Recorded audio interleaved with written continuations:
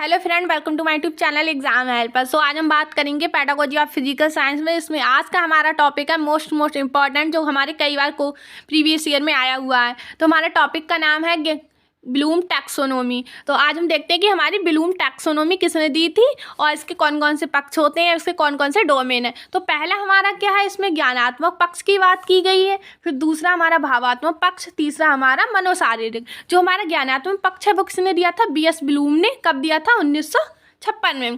फिर हम बात करते हैं भावात्मक पक्ष, वो किसने दिया था, करथवाल ने 1964। फिर सिम्पसन ने कब दिया था, 1969 में। अब हम बात करते हैं ज्ञानात्मक पक्ष में हमारी कौन कौन सी पॉइंट है। तो पहला हमारा knowledge, understanding, application, analysis, synthesis, evaluation. दूसरा हमारा भावात्मक पक्ष में रिसीविंग, रिस्पॉन्डिंग, वैल्यूइंग।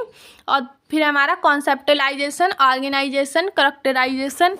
इधर हमारा होगा impulsion, manipulation, control, coordination, naturalization, habit formation. अगर हम बात करें कि आती है हमारी ब्लूम टैक्सोनॉमी को व्यवहारिक रूप में लिखें, तब हम क्या करते हैं, उसमें उसके व्यवहारिक रूप में लिखने के लिए क्या करेंगे, हम सबसे पहले हम हेडिंग डालेंगे ज्ञानात्मक उद्देश्य। उसके बाद ज्ञानात्मक उद्देश्य में हमारा या संज्ञानात्मक, इसमें हमारे सबसे पहली क्या हेडिंग होती है, ज्ञान या फिर नॉलेज। इसमें हम बात करेंगे वैज्ञानिक तथ्यों, शब्दों या नियमों या सिद्धांतों का ज्ञान प्राप्त करना। अगर व्यवहारिक रूप की बात करते हैं तो ये सब पॉइंट हम इसमें ऐड कर देंगे, जैसे विशिष्ट तथ्यों का ज्ञान प्राप्त करना, साधन या स्रोतों का ज्ञान, कार्य पद्धति का ज्ञान, परंपराओं का ज्ञान, मानदंडों का ज्ञान। फिर दूसरी हमारी हेडिंग है इसमें बोध। तो बोध में हम क्या करेंगे, सबसे पहले क्या है हमारा, प्राप्त किए गए ज्ञान के संबंध में बोध या अंडरस्टैंडिंग, समझ विकसित करना। इसमें क्या हो जाएगा हमारा, अनुवाद करना, क्योंकि हम अनुवाद करेंगे तभी तो समझ विकसित होगी। उल्लेख करेंगे किसी भी टॉपिक को या किसी की व्याख्या करेंगे। फिर हम देखते हैं हमारा नेक्स्ट, सॉरी यहाँ पे पेज गलत हो गया। फिर हमारी थर्ड हेडिंग आएगी एप्लीकेशन। तीसरी हेडिंग क्या है हमारी, एप्लीकेशन। इसमें क्या सीखे गए ज्ञान का नवीन परिस्थितियों में प्रयोग करना। मतलब जो हमने ज्ञान सीखा है, पहले तो ज्ञान सीखेंगे, फिर समझ विकसित करेंगे, फिर उसको नवीन परिस्थितियों में उसका प्रयोग करेंगे। अब इसमें क्या हो जाएगा, प्रयोग करना, जैसे जांच करना, सामान्यीकरण करना या निदान करना। उसके बाद हेडिंग आएगी हमारी विश्लेषण। तो विश्लेषण या फिर सिंथेसिस, सॉरी एनालिसिस, फिर सिंथेसिस आएगा। तो सीखी गई जो विषय वस्तु है उसके विभिन्न तत्वों का विश्लेषण करना। जो हमने ज्ञान सीखा उसको नवीन परिस्थितियों में क्या प्रयोग किया, फिर जो सीखी गई विषय वस्तु है उसका क्या करेंगे, हम विभिन्न तत्वों का विश्लेषण करेंगे। इसमें पॉइंट हमारे कौन कौन से आएंगे, तत्वों का विश्लेषण करना, पुष्टि करना या फिर निष्कर्ष निकालना। इसके बाद हम देते हैं हमारी नेक्स्ट हेडिंग आएगी हमारी यहाँ पे संश्लेषण। संश्लेषण में क्या हो जाएगा, विभिन्न तत्वों को नवीन ढांचे या संरचना में क्या समन्वित करके संपूर्ण का निर्माण करना। मतलब हमने जो ज्ञान प्राप्त किया है उसको क्या, उससे एक नवीन ढांचा या संरचना में क्या करेंगे, समन्वित करेंगे या उसका निर्माण करेंगे। फिर हमारा हो जाएगा लास्ट में इवैल्यूएशन या मूल्यांकन। इसमें क्या हमारा आंतरिक तत्वों तथा बाह्य तत्वों के आधार पर सीखे गए ज्ञान का, जो हमने ज्ञान सीखा है उसका मूल्यांकन करना कि वो ज्ञान सही है या नहीं है।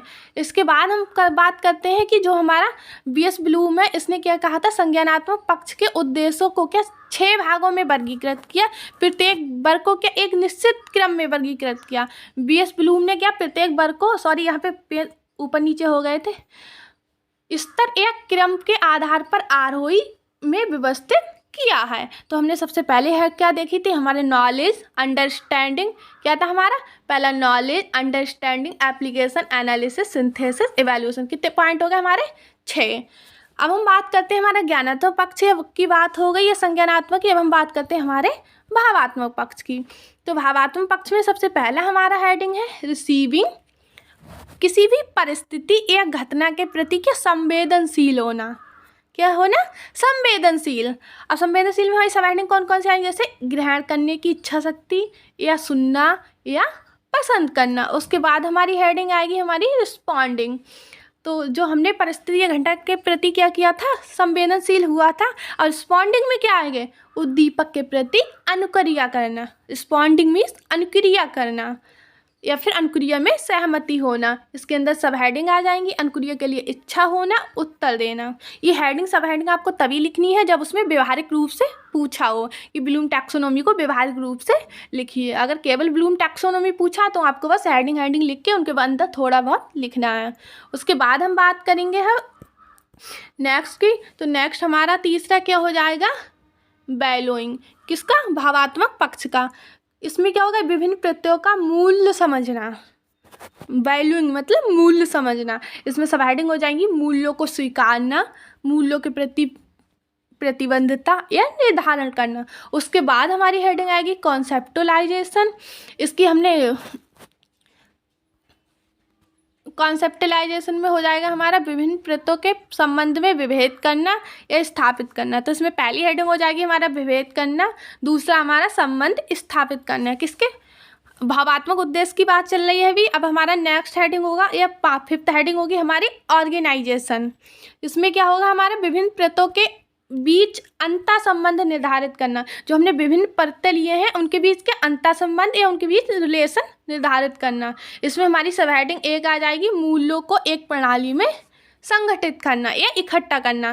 फिर लास्ट हमारी हेडिंग आ जाएगी कैरेक्टराइजेशन। जो मूल्यों को प्रणाली में इकट्ठा किया था, ये इतनी सारी प्रोसेस से होकर गुजरी थी, उन सबको क्या करना, अपने अंदर स्वीकारना या आत्मसात करना।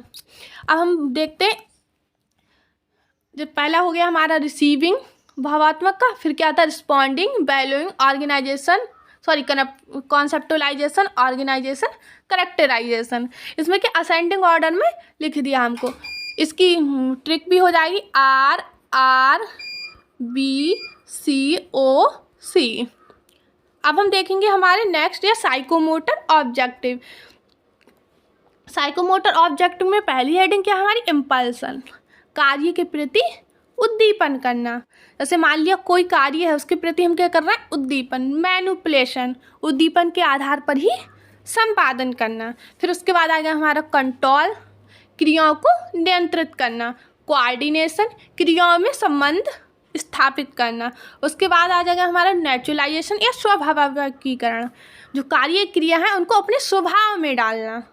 फिर हमारा हैबिट, लास्ट हेडिंग हमारी इसमें होगी हैबिट फॉर्मेशन, कार्यशैली को अपनी आदत बना लेना। इसकी भी ट्रिक है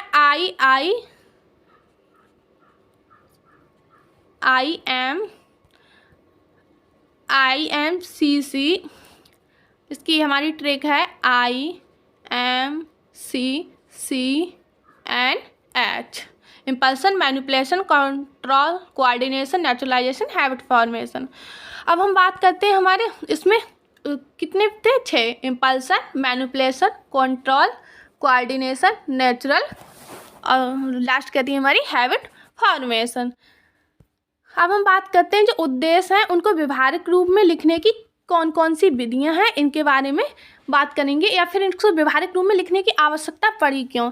तो जो उद्देश्य हैं, जो हमारे ऑब्जेक्टिव हैं, उनको व्यवहारिक रूप में लिखने की आवश्यकता की बात करेंगे। तो उसमें पहली हो जाएगी, इनकी सहायता से क्या कर सकते हैं हम, मूल्यांकन एवं मापन कर सकते हैं। दूसरा है हमारे यह परीक्षण के प्रश्नों के चयन में भी सहायक हैं। अगर व्यवहारिक रूप में लिखने की आवश्यकता की बात करें तो इन बिंदुओं के आधार पर इसकी आवश्यकता पड़ी। ऐसे मूल्यांकन मापन संभव है इनकी सहायता से। ये परीक्षण के प्रश्नों के चयन में सहायक है, या दृश्य सामग्री के चयन में भी सहायक है। उसके बाद उच्च अध्ययन में क्या मिलती है, हमें सहायता मिलती है इसकी सहायता से। फिर नेक्स्ट है हमारा व्यवहार रूप से लिखने से छात्रों में जो वंचित होते हैं, वंचित व्यवहार रूप से लिखने से निम्नलिखित लाभ या महत्व हैं। अब हम बात करेंगे जो हमारे प्राय उद्देश्य हैं उनको, या फिर उद्देश्य हैं उनको व्यवहारगत रूप में लिखने की विधियां कौन कौन सी है। तो उद्देश्यों, प्राय उद्देश्यों को व्यवहारगत रूप में लिखने की विधियों की बात करेंगे तो सिर्फ 5 विधियां हैं हमारी। सबसे पहले हम बात करेंगे प्राय उद्देश्यों को व्यवहारगत रूप में लिखने के लिए अनेक विधियाँ हैं। इनमें से कुछ प्रमुख विधियां, मतलब हमने कुछ की बात की है यहाँ पे। पहली हमारी ब्लूम अप्रोच, जो किसने दी, हमारी BS ब्लूम ने। दूसरा है हमारा मेगर, जो किसने दिया है, हमारा रॉबर्ट मेगर। तीसरा हमारा क्या है, ग्रोलैंड अप्रोच, जो किसने दिया, एनी ग्रोलैंड। उसके बाद नेक्स्ट हमारी मिलर, रॉबर्ट मिलर जो जिसने दी। फिर हमारी NCERT RCM, जो किसने दी है, हमारी माइसेर या RCEM। अब हम बात करते हैं कि हमारे जो निम्न स्तर या फिर उच्च प्राथमिक स्तर या प्राथमिक स्तर, इन पर शिक्षण उद्देश्यों को लिखने की आवश्यकता पे क्या पड़ी। तो सबसे पहला हमारा है निम्न प्राथमिक शिक्षण पर विज्ञान शिक्षण की आवश्यकता या उसके उद्देश्य क्या हैं। तो पहला इसमें हमारा है छात्रों को भौतिक, सामाजिक और जैविक पर्यावरण के विकास पर बल देना। दूसरा हमारा है प्रथम व द्वितीय कक्षाओं में क्या स्वच्छता और स्वस्थ आदतों का विकास पर विशेष ध्यान देना। उसके बाद हमारी नेक्स्ट है छात्रों में क्या निरीक्षण या अवलोकन करने की क्षमता को विकास करना। फिर फोर्थ हमारा तृतीय एवं चतुर्थ कक्षाओं में विषय वस्तु के स्वच्छता को सम्मिलित किया जाए। भौतिक एवं जैविक पर्यावरण से संबंधित प्रमुख तथ्यों, प्रत्ययों, सिद्धांतों और प्रक्रियाओं को उच्च समझ, ये सब पॉइंट आप खुद से भी लिख सकते हैं। जैसे उच्च प्राथमिक स्तर पर शिक्षण के क्या क्या उद्देश्य हो सकते हैं। सबसे पहले हमने निम्न प्राथमिक की बात की थी, अब हम करेंगे उच्च प्राथमिक शिक्षण की बात। तो उच्च प्राथमिक शिक्षण पर क्या है हमारे, पहला हमारा है उच्च प्राथमिक शिक्षण पर ज्ञानार्जन करने की अपेक्षा बालकों को तर्कपूर्ण ढंग से सोचने, निष्कर्ष निकालने पर विशेष बल दिया है। मतलब उन्होंने कहा बालकों को तर्कपूर्ण ढंग से सोचने के लिए हमको प्रेरित करना या हमको उस पॉइंट पर लाना कि वो तर्कपूर्ण ढंग से सोच पाएँ। तो हमारा पहला है उच्च प्राथमिक स्तर पर विज्ञान को भौतिक, रसायन और जीव विज्ञान, खगोल विज्ञान के रूप में पढ़ाया जाता है बच्चों को। फिर छात्रों को मानचित्र, ग्राफ और सांख्यिकी, बालके आदि को पढ़ाने तथा समझने की कुशलता विकसित करना। छात्रों में विज्ञान के अध्ययन में रुचि उत्पन्न करना, नियमों तथा सिद्धांतों की जानकारी देना। अब बात करेंगे हम माध्यमिक स्तर पर। तो माध्यमिक स्तर पर क्या है, विज्ञान को मस्तिष्क के एक विषय के रूप में उच्च अध्ययन की तैयारी के रूप में पढ़ाया जाता है बच्चों को। माध्यमिक स्तर पर क्या है, इसमें विज्ञान को भौतिक, रसायन और जीव तथा भूविज्ञान के विषयों के रूप में पढ़ाया जाता है। जैसे पिछली कक्षाओं में अधिक गहन व सूक्ष्म गहन कराया जाता है बच्चों को, पिछली कक्षाओं की अपेक्षा निम्न या उच्च की अपेक्षा इसमें अधिक गहन कराया जाता है। बच्चों में प्रयोग संबंधी कुशलता की प्रयोग करके सीखने की आदत का विकास करना। बच्चों में अन्वेषण, रचनात्मक, सृजनात्मक एवं अवलोकन शक्ति का विकास करने का क्या अवसर प्रदान होता है।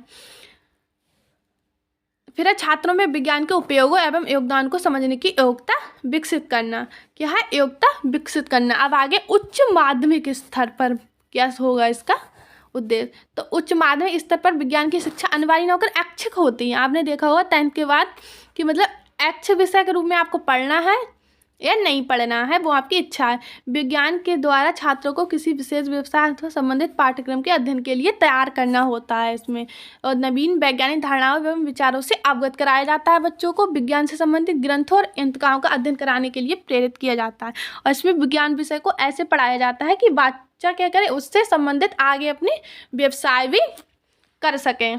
Thank you.